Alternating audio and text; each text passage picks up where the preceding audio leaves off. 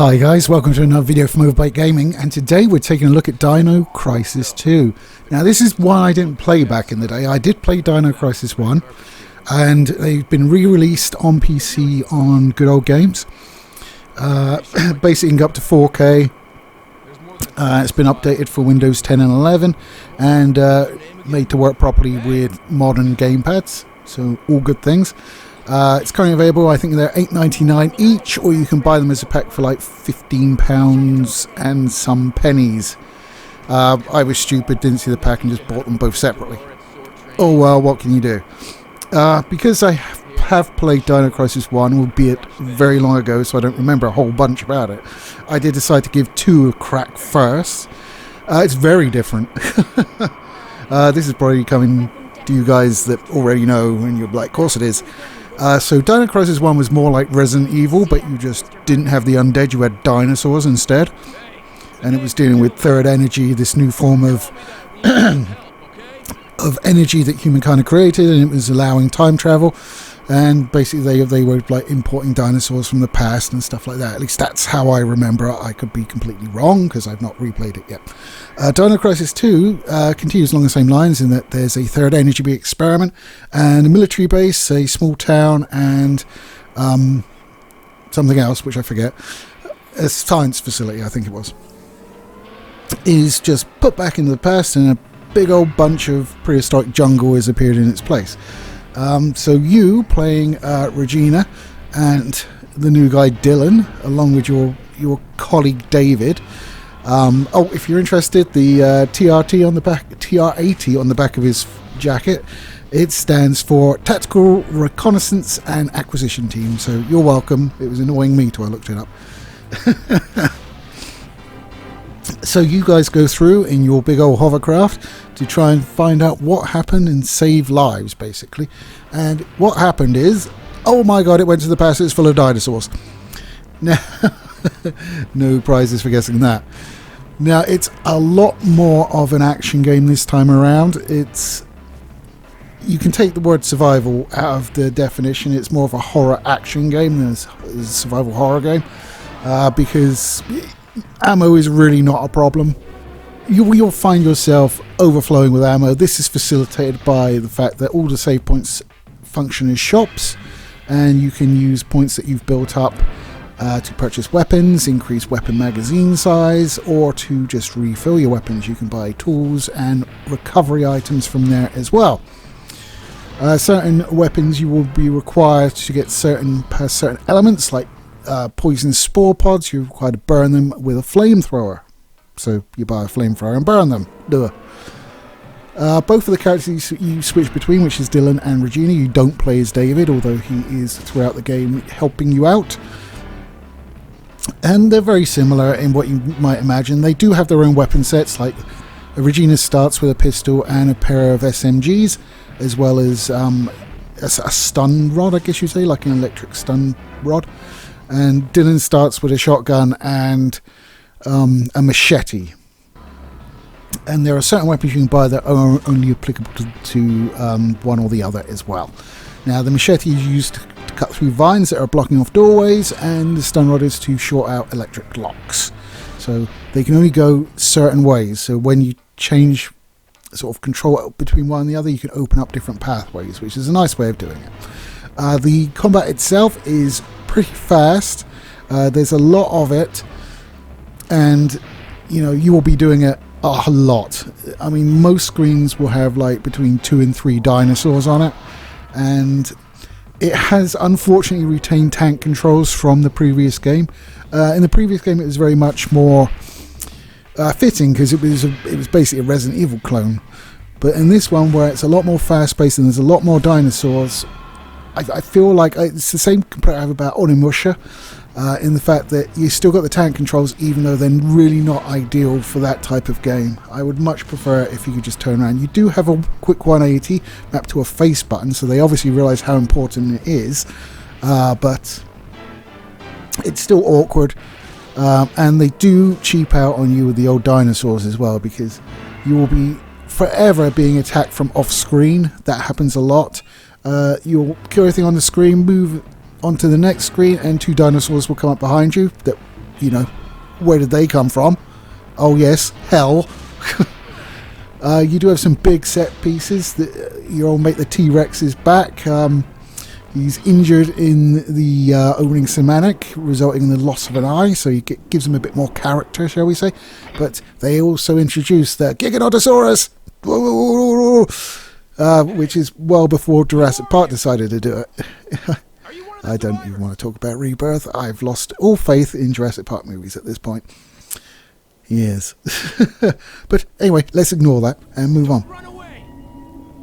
So there's time traveling shenanigans, and there's even a bit of I don't want to say paradox. It's kind of an interesting twist they throw at you, sort of in late of the game. You won't just be running around on foot, though. There are on-rail sections where you have to shoot dinosaurs from the back of a jeep and stuff like that. There are a lot of different dinosaurs, more than the first game. Excuse me. So you've got like Velociraptor, T-Rex, Giganotosaurus, Allosaurus, Oviraptor, Compies, lots basically.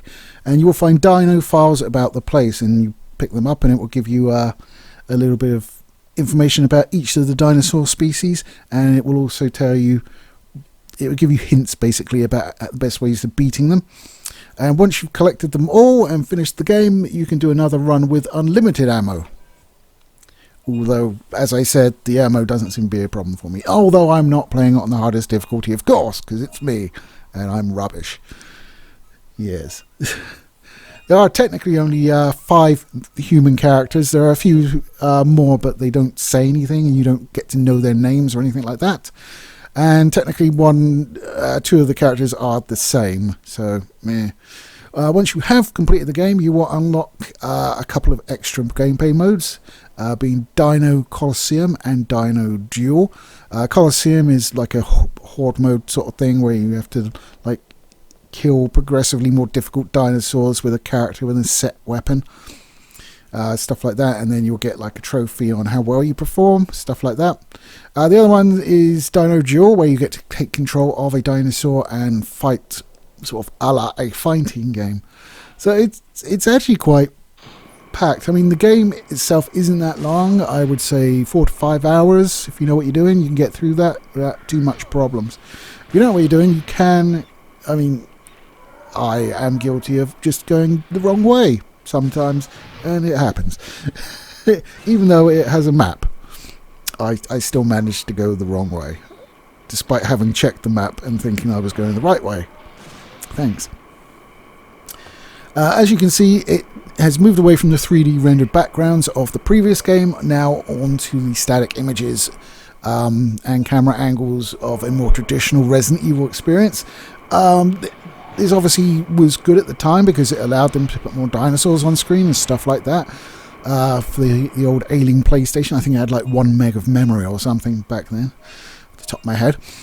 But certainly nowadays, upscaling, I mean, you're seeing in 1080, which has been rendered down from 1440p, which is what I'm playing it at.